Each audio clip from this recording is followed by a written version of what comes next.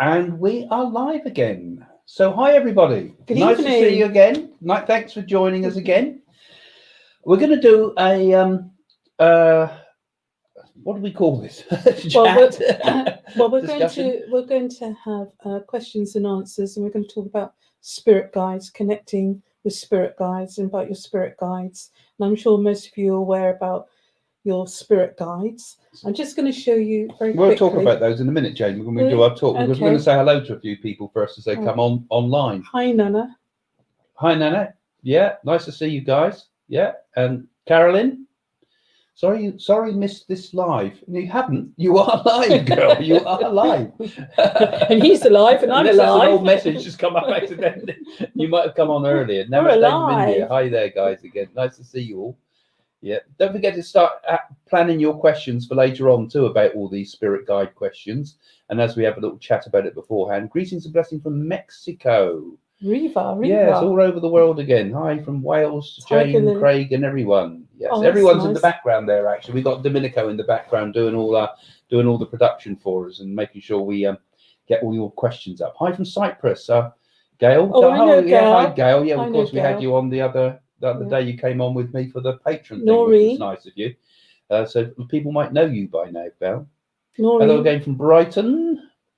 Hiya, Noreen. Agility bits. Yeah, well, you were on last night with us too, Agility Bits, weren't you, Pat? We know who you are now. You are not a dog. We know who you are. Diane. So as you're coming on, don't forget, guys, have a think about what you'd like to ask us about the spirit guides. You know, you could prepare copy paste if you want to drop in, if you've got a message you want to plan to ask us about it as we move along. We'll be asking for questions on that later. Hi from Toronto. Yes, we get quite a few from Canada. Look, actually, more people from America than the UK. Actually, from I look at the stats. John, hi from West Sussex. West Sussex. Wessex. We're in Wessex. Lisa, hi Lisa. Yeah, this is the person that I always worry about. You know, you do look very familiar to me somehow, Andrew. You look very familiar, and I can't work out who you are. There's a nice profile picture. And we are well, thanks. Yeah, great subject. Thank you both. Yeah, I'm glad you like the idea of the topic. It's an interesting one. A lot of misconceptions with this topic too. So we hopefully straighten a few things out for you. Again, from Paul. Yeah, just down the road. Yeah, so you can watch us actually, as you notice from the things coming up here. You can watch us from Facebook as well as watch us from we've got Night YouTube. Diamonds from New York. So you can always go and follow us on Facebook if you're on YouTube, and go and follow us on YouTube if you're on Facebook. And somebody's very grateful from Arizona. That's very Thank good. Thank you. We're Diana, thank you. Loves sparkly top, Jane. They always like your clothes, don't they? Yeah, they don't like yours. You're such a shabby man. You don't dress for the camera.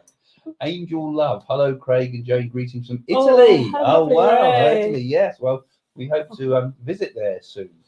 Hello from Texas. Yeah, Texas. And Cardiff. You know, it's nice to see that people from all over. Hello from the spirit world. No, from India. India. Charlene. That would be a good one if we got hijacked by the spirit world, wouldn't we? Yeah. Okay, well, I suppose we better start talking to you soon about this topic, because you're all coming in now. Canada. Hi, Marie. Lovely face. And we're beginning to notice that a lot of you are coming back regularly, and that's nice. And don't forget, as you watch this, do remember to share it with your friends. Share it on Facebook if you're watching from Facebook. And don't forget to give it a thumbs up at some point, particularly when it's finished, because that's when they register. And leave comments later on after it's come back, and have a look and leave some comments to help other people see some of the ideas that you might have. You know, if you've thought about what we talk about today, you know, put some comments on later on. There's a more thoughtful posts are always nice, because people come and read the posts, and I read them as well, all of them, every single one. Paul, another one from Paul. We've got a few quite local to us here tonight, haven't we? South America. Wow.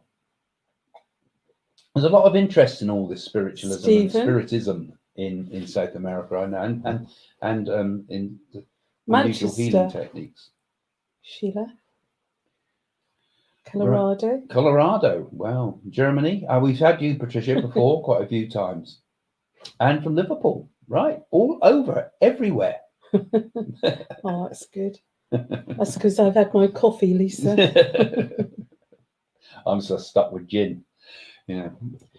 Right, let's have a chat about it then, shall we, Jane? About spirit guides, because I expect people will be right. Well, first of all, let's just describe what we think they are. I mean, that might be a good starting point. I mean, why do people have spirit guides? Well, I believe from the time of conception that you have what you might call your guardian angel, or somebody that guards over you. I mean, every person, when you suddenly come to adulthood, you know what's right and wrong. And sometimes we have guides and that guide us into life. For a medium to give you proof, you must have utter proof and connection. I'm just going to talk a few. Go and give that chat about your guides. Now, this is a guide, which is Chan. He's a Dawa from the 17th century. He's a Chinese guide, and he comes in not very often, but when I have Chinese clients, and he's only around me for a few minutes, and then he talks about Confucius. This picture was done by a very famous medium called Coral Polge. And I don't know if some of you know about Coral Polge, but she would not just sketch your guides for you, but she'd sketch people you knew. So she was a psychic artist who was very what you call evidential. So when that was 1996, she done that. Was it right back then? Yeah, 1996. Yeah, and she was an amazing person, wasn't she, Coral Polge? Yeah. Now, Craig's quite right. People that you know that have been on the earth plane would know it. Now, this is Sister Gertrude. I was at a convent. I lived in a convent, boarded at a convent, and I actually knew Sister Gertrude, which is quite a sweet person. And she was very protective over me, and she knew that I had psychic abilities. And it's amazing that Coral drew her from the spirit world, and I knew immediately who she was. Yeah, and you see Coral Polge as a psychic artist, when she was speaking to you, she'd tell you who it was. You know, she'd say, "Oh, I've got somebody that and I can't remember what evidence she gave you, but she gave you proof, didn't she? Yes. When she was doing that. Yes. So it wasn't just sort of pulling guides out the air, as it were, with her. She was giving proof. She also worked with a medium that I worked with years ago, who helped me with my early development, a guy called Bill Landis, who used to work with Coral Polge. So Bill would stand up on the platform and start giving messages, and as he was giving the messages, Coral would be in the background sketching the faces. Yeah. And then when they'd finished, Coral would hold up the picture, and the people in the audience, whoever it was message was for, would go, "Wow, amazing! Yeah. That's my mum," and so forth. And look, you put the spot on her side of her mouth or something, or whatever it was, little features that were distinguished them. Right. Incredible. Now there was a North American Indian guide that came through a woman called Grace Cook that founded White Eagle Lodge at Liss, Petersfield, just up the road from us. And she had this round building in the middle of the woods, like a temple. And when you go inside, it's absolutely beautiful. In the ceiling, it's got all the zodiac signs, people, and Craig and I have been there. You can actually sit there and meditation and that, and it still exists today. And we're going back in the 30s. Yeah. And Grace Cook, her guide, White Eagle, you can still get the books about White Eagle. I expect a lot of them. I'd imagine they're probably on PDF files if you want to have a quick look at some of the stuff. She, a bit Christian, I thought, because a lot of Christian influences in her thinking. But it was some very interesting, and the White Eagle Lodge, wasn't it? It was really quite an outstanding place. Well, they have a lot of healing that still continues on there. And they've got a centre in America, London and Australia. Yeah. So you could look them up. That's called the White Eagle Lodge. Yeah. And Grace. In fact, Grace Cook's granddaughter, I think it was her granddaughter, was the astrologer that came to one of my workshops I did, and she did a whole thing about the astrology of Grace Most Cook. Interesting, Craig. I know, she was a very nice lady, actually. She had it carries on down the family, so it's still there. Now, there's a lot of people say, "Oh, I've got a spirit guide from Atlantis. This is something you've got to prove." Or a lot of people have said, "Oh, I was Anne Boleyn in a past life, my spirit guides told me." And Henry VIII. You see, this is the problem. You get a lot of nonsense, don't you? And I think your guides, they can change over a period of time. I mean, my first spirit guide was was very much that red fortunes throwing bones and that, because as Craig knows, I used to be a nurse, and I remember going on this ward. So you used to throw the bones at the patients, did you? Yeah. Do you want a bone, Craig? No, what was he? Oh, he was a Zulu, and he was a witch doctor, and he could read fortunes throwing bones and everything. I've never had a drawing of him, but I was told. And as I say, your spirit guides can change from puberty onwards and that. But I know that we've got two other people that watch over us. That's the late Doris Stokes and John Stokes. So when we talk about spirit guides, it's often one of these situations to lock them up and throw away the key, isn't it? Because it does sound a bit crackpot sometimes. I must be honest. For all of us, because I mean, I just like Jane, I've got all sorts of unusual people that work with me. A clown that comes through, and I think that's, I think that's completely bonkers. When I was learning, I thought this is madness, but it kind of got proved to me.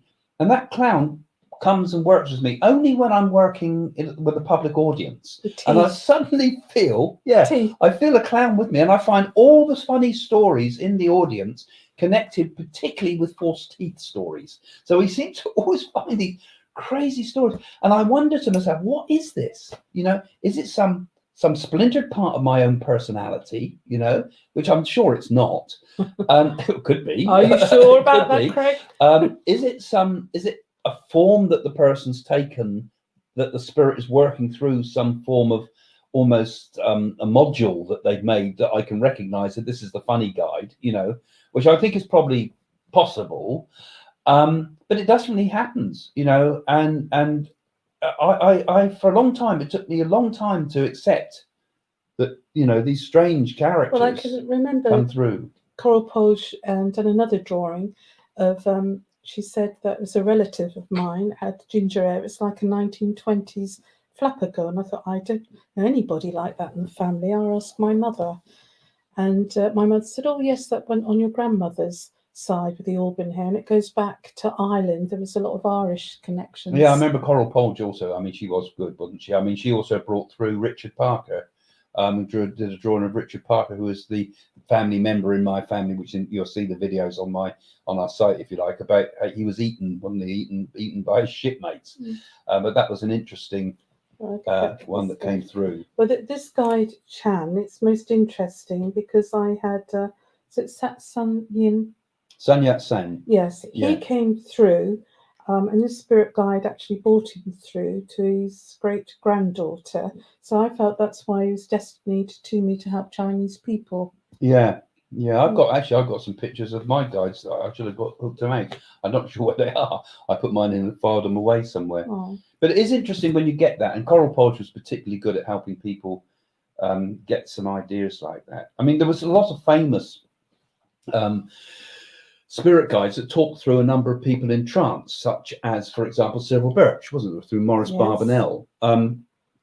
If you read any of the Silver Birch stuff, you'll find it's pretty inspiring stuff. It isn't like some of this psycho babble that you hear from some of the people that allegedly bring stuff through from the spirit. And people like Maurice Barbanel and Grace Cook, there was a lot of things that would come through in the trance sessions. And Gordon Higginson. I can't remember his guide's name now. It was a little girl, wasn't it? But they give it's a boy. Was it? I can't remember now. But they give evidence and proof. Mickey, that's it. Mickey used to come through, and I think he had a couple of guides. But they would come through and they give proof of who they were, in that they would tell you things that would the medium couldn't have possibly known. It wasn't just, you often see these guides, these trance mediums that go off and start talking from all big chiefs and things, and you think, well, where's that coming from? How do I know that that's not just an overactive imagination, and that you're kind of just given this crazy sort of nonsense? So they will give proof. Would you say that as well? Well, they do. Sometimes your spirit guides might come through to you in your consciousness at a dream at night, or you might get certain feelings that you might go to a place and feel, I've been here before. And it's like your spirit guides actually taking you on that journey. And sometimes you might have a memory lapse sometimes. And there's been lots of good stuff in the history of all this, actually. The Reverend Stanton Reverend William Stanton Moses, who was a theosophist at first, but then became a big name in spiritualism. Well worth looking this guy up. Swedenborg. Sorry? Swedenborg. Yeah, but this guy had the guy called what was I made a note, I couldn't remember his name. Imperator with this guy. But it was really fascinating stuff. This is the Mahatma letters. You might have found out. You can check that out on Wikipedia. And this was all tied in with Madame Blavatsky and the beginnings of the Theosophy movement, and then it moved into spiritualism. Again, really inspiring and interesting stuff. And some of this stuff has predictions about the futures of the world and things like that. So I've not researched this, but it might be worth having a look at. And then there was another one called the Zodiac Messages. This was by, I've forgotten her name now, Winifred Moyes. That's it, Winifred Moyes. I had to think about it because it's a long time since I've looked at this stuff. But this is almost biblical, the type of stuff that was coming through with her. And she suffered really badly all through her life from really bad health all the way through. And yet when she was doing the trance and the guide would come through, she was in perfect health. That's amazing. There were some amazing stories, actually, if you look at the history of spiritualism and theosophy for these things. But what I find incredible that somebody can actually draw with spirit guide, and it's absolutely like somebody's been to St Martin's Art College. Yeah, where I almost went. Yeah, never mind that, Craig. But that's how the drawing should be, like this. Not we went to a church once, and this lady drew a spirit guide. I know what you're coming up with. Yeah. And it was like something out of Ghostbusters, wasn't it? Like Mr. Marshmallow Man. It looked like, didn't it? I mean, somebody took it. Yeah, looked like it. Well, if that's what your actually the woman that took it was a bit ugly, wasn't she? So it could have been very close to the truth. Yeah, but somebody actually but it took looked like a pumpkin sort of figure. Somebody said they knew someone that looked like that. Yeah, and she was coming up with these drawings like Coral Poulter, but they were ugly as sin. Some of these people she drew. I thought, it was hilarious. I'd love to load my guides, but I have apostasia. I can't picture anything in my mind. No third eye. Is there a way round this? You can't picture things. Well, it's best for a medium to give that proof to Andrew and actually draw the spirit guide. You see, you won't get it yourself. You do need to get confirmation through more than one source. So if it comes up, and it would normally come up spontaneously. You're a psychic artist. Yeah. Well, Coral Poulter, of course, was a medium that did it in a fantastic way by drawing it. But you might get a description from a medium who might pick up on your spirit guide. As long as that medium doesn't just give spirit guides, that medium should be able to also give you proof of people you know in the spirit world. So it might be able to prove to your granddad or prove to your friend from school or whatever, things that had come through to give you proof. And then if they then put something in about spirit guides, that's fine. But don't you think, I don't like these ones that just sort of start giving you hundreds of spirit guide messages. You can't do that. You have to also be able to give proof and evidence of real people. Evidence, definitely evidence. People you know, when I say real people, so that's really important, because, I mean, too many people now forget about the importance of proof. Verification. And it doesn't have to be famous people coming through as spirit guides. It could be a bus conductor. Yeah. I heard one guy that said he reckoned he had the medium that reckoned he had someone from the SS who was doing this because he was trying to overcome all the wrong he'd done in life and was now trying to put something back. So who knows what karmic things there are for those people that come in as guides. How come, this is Nana, how come we have a higher self? Are there two parts to every human being? And does this mean we're two spirits? Well, I don't think you're schizophrenic. You say that. No, spirit guides, and it can change. You can have more than two spirit guides. You don't just have two. I think what she's talking about there, you see, there's another idea, this idea of the overself. It's another word you can have, if you want to do some more research, have a look on the web. There's a lot, East and West have talked about the idea of the overself. And that we are here, but the idea is that part of us is still in the spirit world, as it were, and that we have almost a higher awareness. It's like our awakening. It's awakening to something of the bigger part of ourself. is there only one facet of a diamond, as it were, as incarnated into this world, and yet there are other facets of each of us that is not in this world. So we're not schizophrenic, but we're all kind of part of this whole, like many cuttings on the side of a diamond. Well, there's many things that people can connect with the spirit guides. Some people think they connect with their ascending masters and things. Ascendant masters is another. That came particularly again through Madame Blavatsky and the early Theosophist movement, which is different to spiritualism, but they kind of grew out of each other. And so did Rudolf Steiner's movement, which was another kind of ism, forgotten what it was now, anthropomorphism or something he called it, I can't remember now. But they all kind of came out of the similar sources around about the 1930s, a lot of that. With all these people we're talking about tonight, it goes back to the 30s. Yeah, and before, right back to the first Fox sisters and things. But I've lost my thread. So there's lots of sources to all this spirit guide stuff, you know. What were we talking about?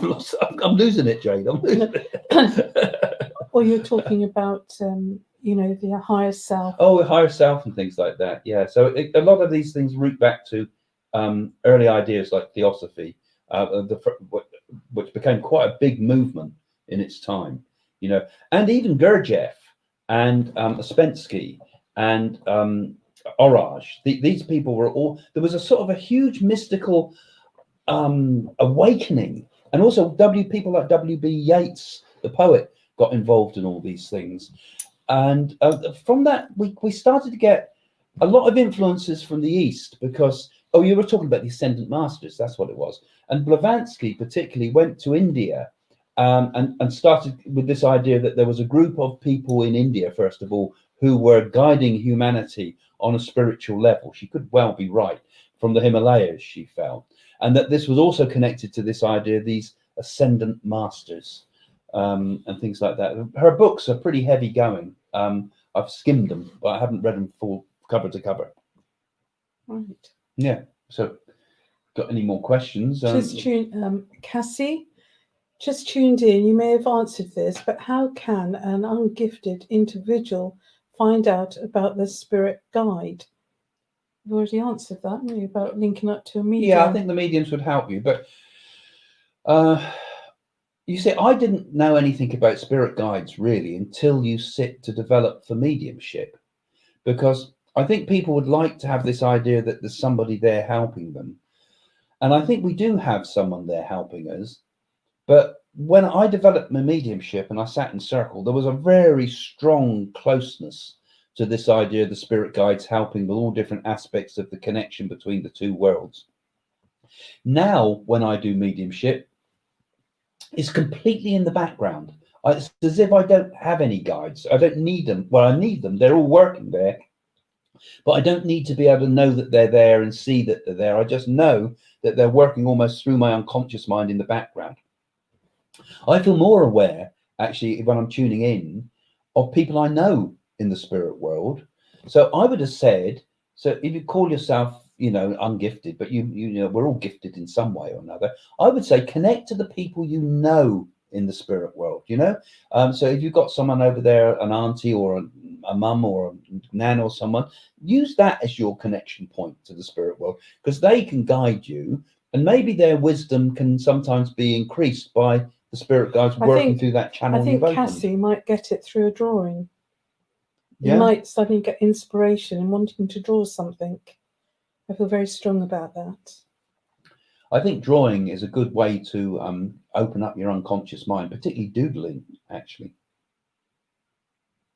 Shall I read this one? I am aware of the collective that talks to me, but when I asked the speaker who they were, I was told I am. I replied, but who are you? I was told, I am who I am. I took this to mean simply they exist. Well, I think that's enough, actually, you know, just to accept that it's there. I don't even know if we can ever get to the bottom of it, because it's a vast universe, and it'll take or millions and millions of years to explain. We don't know all the answers, do we? I remember having a very, very strong, powerful sort of guide type experience.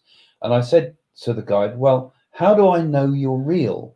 You know, how do I know you're not part of my imagination? And the answer was, does it matter?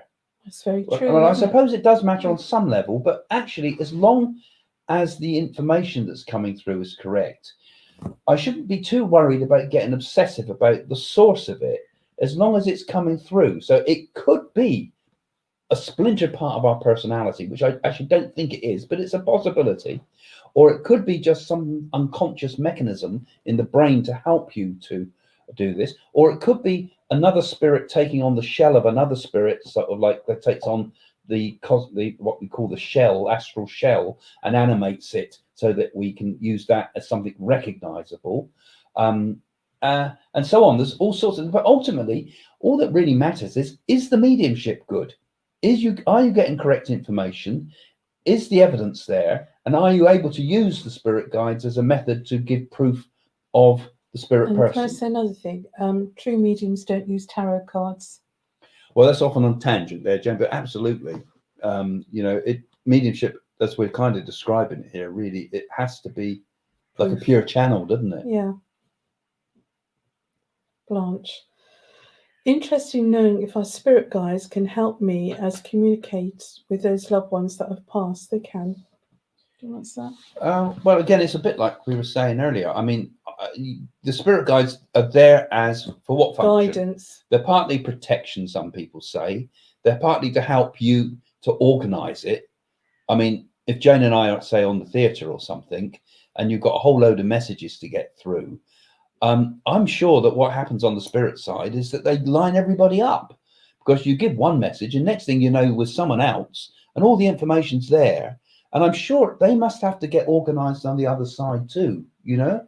I mean, how did they got to place that person with that person there and help you to get the link? So a lot of the functions of the guides, I think, is to help with the process and the mechanics of mediumship. Well, it's like an invisible wall, and they're trying to get through to a person, and that medium will be drawn to a person, like this is how it works for me, like a magnet to that person, and suddenly you get the information, and you need that person that you give the information to answer you back, so it builds up the energy. Yeah, you need that connection with the person in the audience so that you've got the energy connection. You can feel where you're going.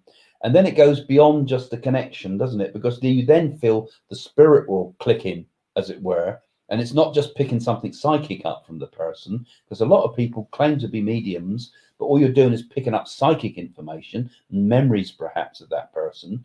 But the important thing is when you feel that connection with the spirit, which is very, very different. There's a very different feeling, don't you think, once the spirit have connected in? I always find that children come through very quickly to make contact with loved ones on the earth. Yeah, and this is, again, all being organised by the spirit guides. Sometimes spirit guides actually tell you about that child and that to help the mother. Yeah. So they're part of the mechanics of it, you know, the function of it. Okay, I've been seeing feathers everywhere. Is that a sign for my spirit guides? I found a feather in the toilet today. I said, definitely from your spirit guide. And I said that some angel has been in here before me. A dirty angel. So, what's a feather doing in the loo? To be honest, I think we misread signs sometimes. I know sometimes at very poignant times, such as a death, a symbol will be shown that can be very significant and uplifting and important to the person. And sometimes they're extraordinarily symbolic in a way, you know, butterfly lands on the coffin and things like that, all sorts of things, which I think sometimes are proof.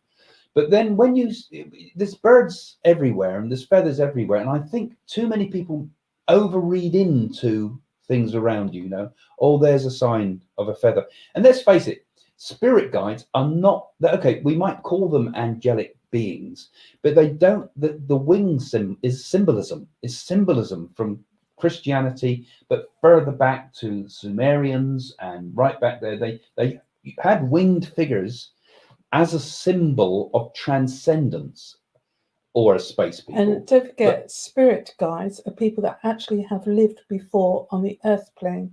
Yeah, possibly. That's an interesting, because they say angels have never lived on the earth before, and that's the difference. Some Who people just say all spirit guides are angels, though? Well, you see, this is where you start getting tied in with all sorts of religious dogma that kind of confuses it. But it has nothing to do with feathers, really. Okay, it's a symbol, but spirit guides are not feathered beings, but they're beings of light ultimately, and they take a form that we can understand. So perhaps for some people, they might understand it more significantly if it takes the form of an angel, possibly. But ultimately, I suppose they're formless. They're just like spirit people. Agility bits. Do animals have spirit guides? Well, nothing's to say that they don't have spirit guides. Animals. It could be an animal. No, that I don't think you can say that. Well, animals do sense things, don't they? Yeah, I mean, but they've not got spirit guides like humans would have. No, because I think we would be their spirit guides, really, because I think their contact with humans helps them to gain the sense of identity. And I wouldn't have said that they would hurt, but I suppose everything's being guided in one way or another, because I'm a great believer in reincarnation, but I also believe, and we go in the spirit world for a while. It's like we go on a big loop. We go up into the spirit world, back up, round, down, and back again to the earth. It's like a big circle, and part of it's coming to the earth plane. And part of that evolution is also we start off in a simple form. So we start off as animals and gradually evolve through different animal levels until we become human form.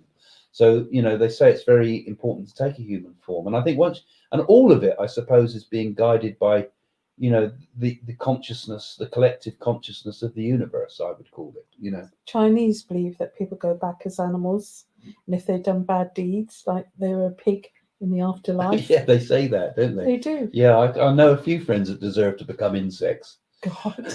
Squashy cray, squashy cray, squashy. Okay, what's this? Is an interesting one. Butterfly girl, read it. I started my meditation with the Wim Hof breathing method, and then go into meditation. So I don't know the Wim Hof breathing method, but it doesn't matter. It feels like someone wants to talk through me, but I just seem to repeat the words "I am." How to move forward. That's going on the self again, isn't it? Well, I think there's a few things I would raise with it. I don't know the Wim Hof breathing method, but I mean, I use a lot of the pranayama methods from yoga and things like that. So it's quite good to do the breathing exercises before one goes into meditation, because it raises the energy, the prana, in the body. But this desire to want to speak, you see, now I would say, and I think this should be a rule, that nobody should start channeling spirit messages from guides until they can first give absolute 100% proof from the living, the dead people we knew that used to be living. So if you can give messages to someone and be able to give a really solid evidential proof from somebody's grandma or mum or friends and so whatever, all the people that come through the spirit world to make the connection. If you can be a good evidential medium, then I think you can then move on to the next step, which is to become a channeler of some sort in trance. But you can't just jump into channeling, because if you do that, in my opinion, anyway, you might differ. And if you differ, tell me in the comments.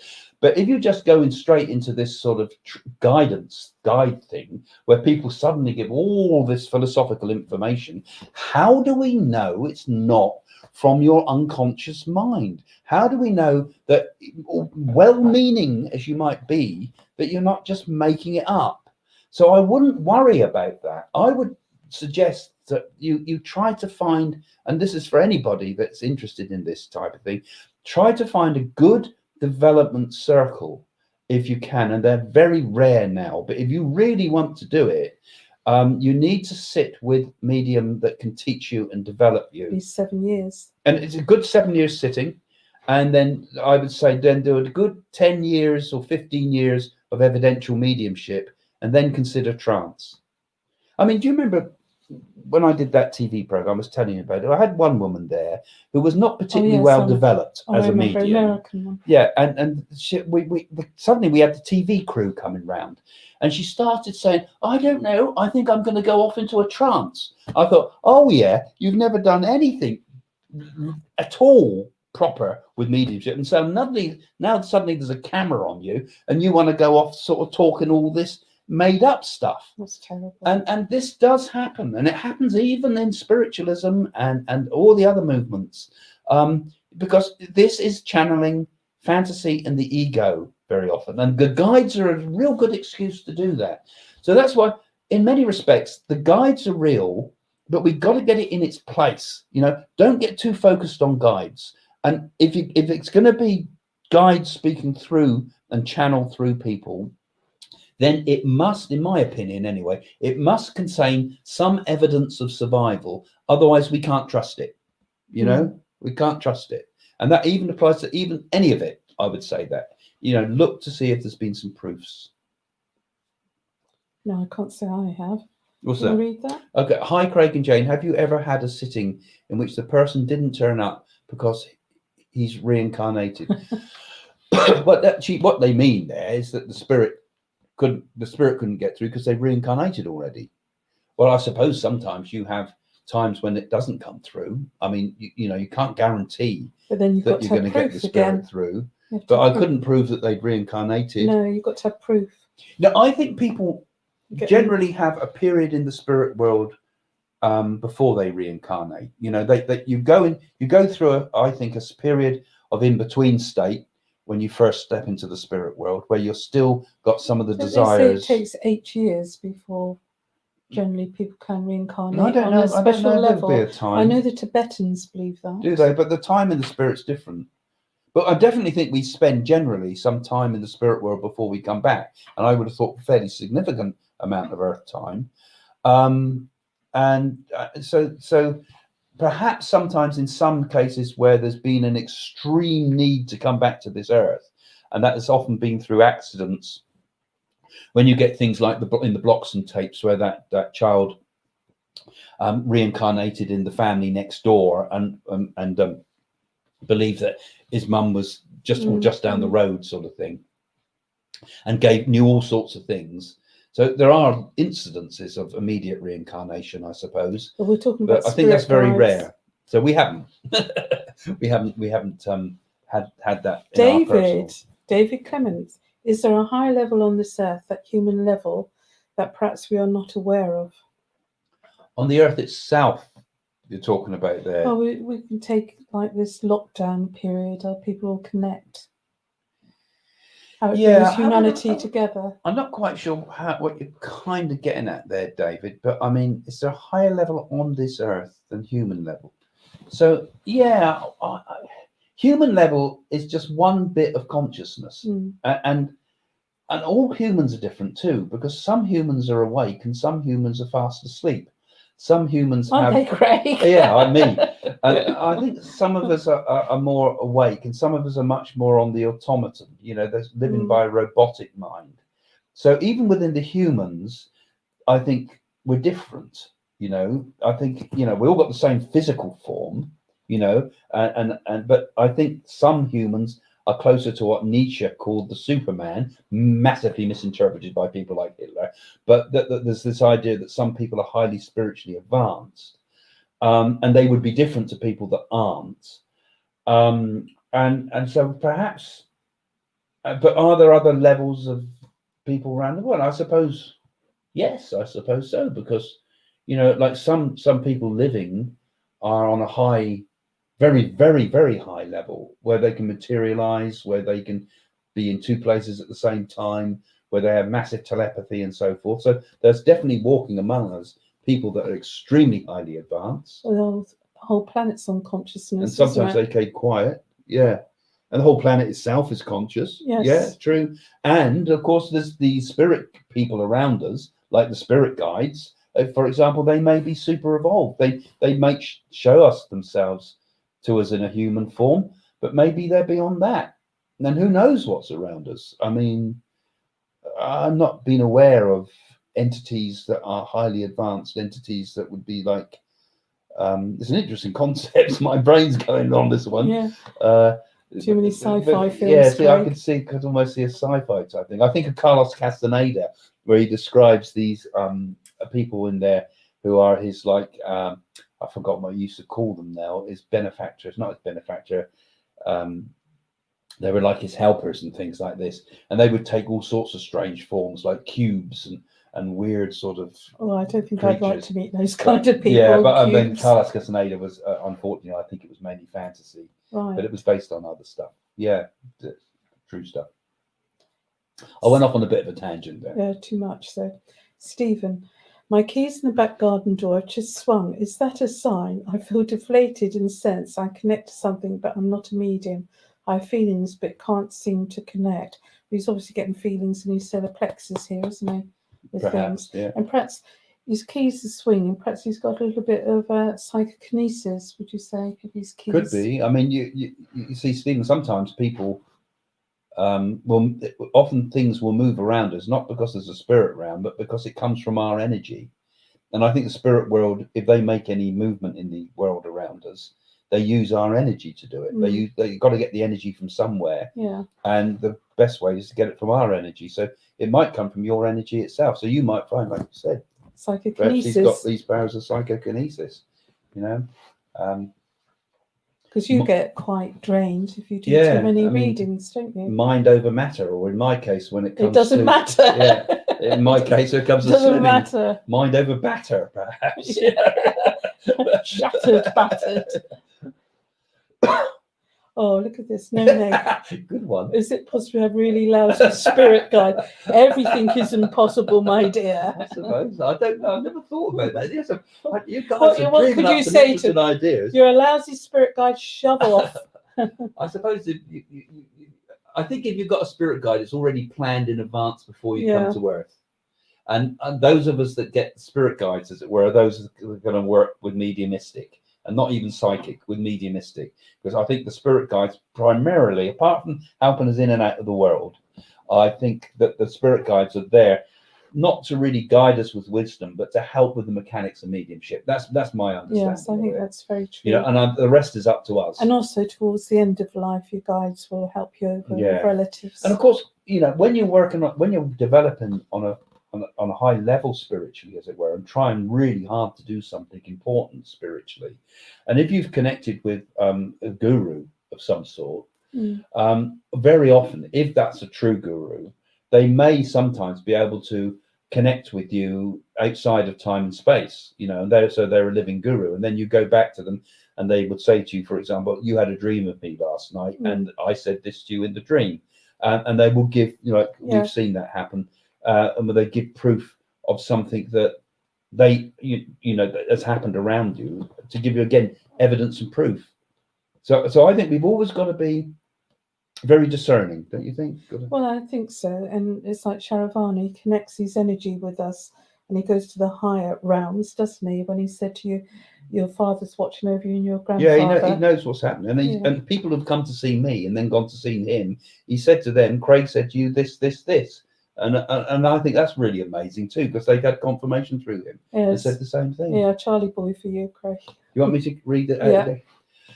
Okay, Charles Wilson saying here, thank you for putting the comments. Hi from Harrogate, Yorkshire. Yelp. Strange coincidences are happening whereby I feel I'm achieving powerful positive things as never before. Could these I think you want to say, could these be my spirit guides? And if yes, can they be identified? Oh, powerful positive things. What do you mean by that? I think you probably mean just generally a sense of feeling empowerment things, and power and things like that. It depends. Again, you see, I think we do get some help from the spirit side sometimes. You know, I think all around us, the spirit world all the time. And I think they do try to encourage us. But I think ultimately the power probably comes from yourself, actually. Energy. And does it matter where it comes from, as long as it's coming from it? And I think he wants us to identify spirit guides. That's what he's wanting. But I think my feeling is, if you're going to develop as a medium, then you get your spirit guides. The rest of the time, I think people fantasize a lot about spirit guides. I'm sorry, but people, I think, do. Because once you've got the spirit guide, they're in the background. It's like a nice idea to have a Jiminy Cricket character that's going to be able to tell you what to do, But actual fact, the reality of it is that the spirit guides will only come in when there's a high level of spiritual empowerment needed. And that's usually when one's doing the development. For me, I had the guides very close to me while I sat in circle for those years. And then once I was on the platform and the rest of it, they were in the background. You knew they were there. If I sit in meditation, I suppose I do feel the inner voice, actually. But the inner voice kind of comes through me in a way. It's like I can hear the inner voice, but I see it differently now. I don't see it as a guide. I see it as a person. I just feel it's like all coming through the one channel, as if it's something connected in me. Do you not hear it clairaudiently, Craig? No, it's more like knowing. It's just like you connect onto a state of knowing. And I know that there's other beings there that help, but it's as if I think we can connect onto a level of existence where we just know things, we just know things and we don't know where it's coming from. And I think a lot of people do think like that who wouldn't claim to be mediums. I think it comes like that. Sorry, that's not very clear, but right, it's hard to explain. Actually. Are there special spirit guides for evil people like Hitler? I knew that Hitler one was going to come up. I wouldn't have thought Hitler would have had any particular guide, and it's really interesting that Hitler was a vegetarian, had a love of animals, he's German Shepherd, and he was an incredible artist, wasn't he? Yeah, but I've written a bit about the occult side of people like. So it might be from the lower realms. And he was there's quite a lot of really good books out there about it, and there's quite a few movies out there and things about it nowadays on the documentary programs.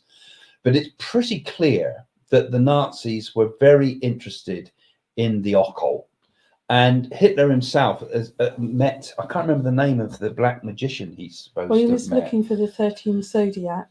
And also, didn't Hitler had fascination with mysteries? He was always looking for the Art of the Convent. Yeah, he was interested in finding power sort of type things. So, Indiana Jones and that is quite close to the truth in some ways.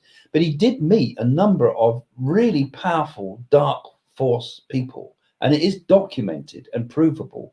And so did Goering and Goebbels, and the rest of them were all very much into these occult ideas. The whole concept. But they twisted things, you see, so much. They took true occult stuff. What about the swastika? That really was a Tibetan symbol. Yeah, they took that and twisted the idea. They took like I mentioned, Nietzsche.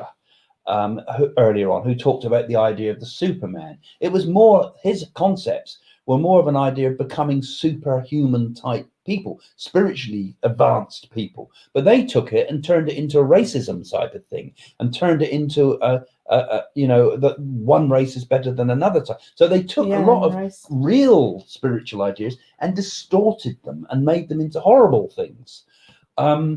So would he have spirit guides? He might, he was certainly involved in spirit forces and believed himself to be involved in spirit forces, and did actively try to work with them. And the British, in Churchill, was aware of what they were into, so he deliberately tried to misguide them. Like they produced lots of false prophecies of Nostradamus, for example, in German, and distributed them around Germany to try to sort of influence the way things went in the war, using an occult war. So there was definitely a very, very interesting occult war going in the background. Suede Dogs. Hi guys, I'm here finally. Sorry I'm late. Hi Suede Dogs. Suede Dogs, I'm glad Suede Dogs come. Suede over here, baby. So perhaps that's Hitler's spirit guide, a Suede Dog. Horrible man Hitler. John. Do you believe that in between lives we're given the choice of future lives we may lead, perhaps based on karma, or even choose our parents for our next life? I think it's very important what families we are born into. Perhaps it's a learning curve. I've thought about this before, and I think we have choice depending upon the level of our karma. Free will as well. So it's like when we go to the spirit world, we have a certain amount of spirituality that we take with us, almost like a currency, you know, your heavenly bank account, as it were. And I think when we come back to Earth to be born again, some people will have no choice. You know, Adolf Hitler, you've been a bad boy, you're going to be born as an Alsatian dog because you got on with them. You can be born as an Alsatian dog, right? Craig, you've been a bad boy too. You can be born as an insect. But perhaps if you got of a certain level of spiritual awareness, awakening, a certain amount of consciousness, you can have more influence upon a conscious birth, and therefore can select a suitable parental family and be able to guide yourself to the womb. It's certainly, this does come up a lot in the Buddhist ideas, which were taken originally from some of the Hindu ideas, of the idea that we have a certain amount of control as we develop our spirit. If we develop a certain level of spirituality, we can take more conscious control about where we're born. I believe that if you haven't got it right here on the earth plane, then you are reborn again to put matters right. The Nadi Oracle tells us that, Craig. Yeah, you were born again to put things right. And maybe you do get a bit of a decision at the beginning. I think you might be able to choose more as you develop. But I think perhaps, again, perhaps where the spirit guides come in, that before we come into this world, we are consciously told about why we're going into the world and what the purpose of our life is and what we're going to do in this life. But then, unfortunately, I think we forget it as we come into the world, and it comes through in an unconscious level through our karma. You can come back as a woman next incarnation, and you can cook for me. Yeah, and I think we do tend to incarnate in both sexes, and you know, and again, I'll probably be a life of ironing and washing up and all those things I didn't do. Last question. So last questions, guys. And again, like and share this. Put your comments in afterwards if you come in late, because it's still very interesting to see what you have to say. Give it a like before you go too. We do read it, don't we? We need a few likes. We do read I like it. to be popular. And if you're really interested in these things, do help us by becoming a patron. Because if you're a patron of this site, it just helps us to make more of these things. It helps us to have the time, and we're also trying to do a lot of good things with it, and ultimately get a centre and do some charitable things as well with all this. So we're trying to do more than just have a channel. We're trying to do something pretty special with this. Very important while we're here. Yeah. So it'll be the last questions now coming up. And yeah, it's an interesting topic, this one, don't you think? I think it is. Spirit guides are an interesting one. It's David again. We got David. Now, I actually do know David. This is why it's come through on the Facebook. He used to be our bookkeeper, didn't he? Yeah. Yeah. You can't trust this David fella in the slightest, actually. Referring to my previous question, I know what you are saying about trying to connect with those who have passed over as a means to connect to the other side. My only concern is they may not wish to communicate with us this side. Well, that can be the case. I mean, you know, people are much the same when they go on. It depends all on the vibration of love, doesn't it? It does. Usually the people will try to make a communication, but you know, if there's been a huge rift, just because the person goes into the spirit side and they see the bigger picture, they can still be bloody awkward over there, and they can still not want to make the communication. And I've even had people, when I've done a link with some people, there's almost been an argument between the person in the spirit and the person here. Well, I've had that situation. Well, I've had one woman that said, I don't want my first husband to come through, and the second one. Yeah. And I've had people tell them they're a rotten swine, you know, and I'm trying to do this. And the connection has come through genuinely, because I'm able to give the proof of it. And it's like the spirit has wanted to kind of get the forgiveness, you know. So it's not, we don't all become angels. We don't all become loving people. I think we're just the same, you know. We have the same problems and negativity. But perhaps we also connect also with perhaps the overself. People connect with you when the time is right, when it's meant to be. Because remember, if somebody goes over to the spirit world, it doesn't mean they're going to come back immediately. They might need an awful lot of healing there, or it might be their destiny to do other things on the other side to help people that have committed suicide Yeah. or children. Damn So good it question, depends. though, David. That's a very Yeah. quite an interesting and unusual way to look at things. No name. I feel my spirit guides are eating popcorns while sitting back watching the comments. My life unfold. Yeah, they're set right over there and they're watching us at the moment. I can with imagine ice that. creams. Yeah. So here he goes again. Yeah. They perhaps do watch our lives. I don't think they watch our lives as much as we'd like to think they No, do. because somebody, I must tell you, somebody said to me, Jane, tell me, when we go to toilet or we go and have a bath, do our spirit guides watch us? I said, well, I tell you, do you have anybody watch you when you take a bath here or when you go to the toilet? Well, I found that feather in the toilet up the bathroom. So well, they definitely will want to watch you. Obviously went on there. Yeah, high waffle, wasn't it, Craig? Get my High waffle. Yeah. High waffle.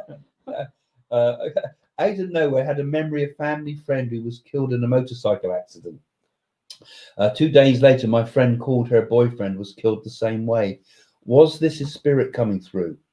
Friend called her boyfriend and was killed. You're talking about a sort of a synchronicity here, aren't you? It's sort of like a coincidence in a way, but so unusual. I think if I've understood this right, so unusual that it felt like it was a message from the spirit world, wasn't it? If that's right, that you came together. You see, I don't think reality is what we think it is, actually. You know, this is where my psychiatrist will probably come in and carry me off. But the world, we think the world is one way, but it's a very unusual, the world. It's not like what we think it is. And I think events that happen to us and miraculous, unusual coincidences and messages from the spirit world and the rest of it, this world is like consciousness. It's like energy and consciousness. It's an ever-changing, fluid alternative thing. state, Yeah. reality. And I think every thought we're creating at every moment of the day is making changes to the world and making things happen in our life. And it changes. And I don't think the past and the present and the future are different. I think we're being influenced by the future. We're being influenced by the past. And we kind of get too much focus on the present moment. We're certainly all concentrating now, aren't we? Yeah, but if we what we're doing with our thoughts and energy is changing everything. So we get sometimes the most unusual, strange, coincidental things. And so in a way, to answer that question, it's yes, it was a spirit thing because it's all connected. And no, it wasn't at the same time because it's all part of this world's this world. So yeah. Reality is not what you think it is. There's a hole in reality. It changes. It's malleable. And when you go to the spirit world, it's even more malleable. So the way we think of these things is hard to explain, really. Right. I think your spirit guides are now saying, Craig, you've said enough. I think I have. And I think it's time we were ready to say goodbye to everybody. So thank you guys for joining us. Really nice that you've been sharing it. Really nice that there's many of you that come as quite loyal people and write some very, very nice comments. Particularly about Jane. Sometimes particularly about Jane, nice comment. But it's nice that you've been kind of helping us create a community here like this with it.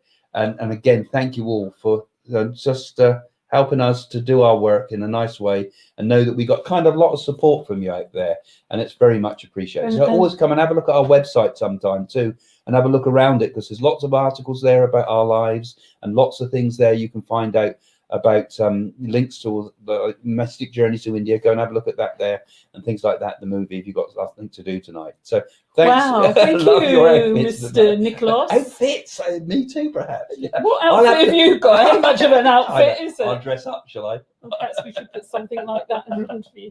Okay, we're going to say bye now then. But thanks everybody for joining us. See you soon. Bye. Bye for now. Take care.